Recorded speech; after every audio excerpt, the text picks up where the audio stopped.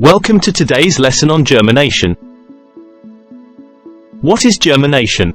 Germination is the process by which a seed grows into a plant. The first stage is when water enters the seed and activates it. Next, the seed absorbs water and swells, eventually breaking its seed coat.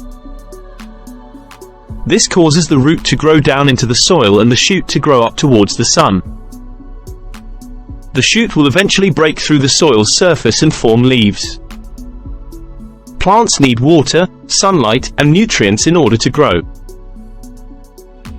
Some seeds require specific environmental conditions, such as temperature or moisture, to germinate.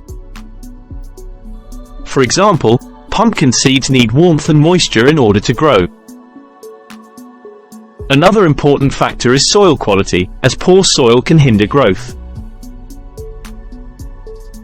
Germination can be assessed by observing the height and health of the seedling. To test your knowledge, what are the 3 things plants need to grow? How does poor soil quality affect germination?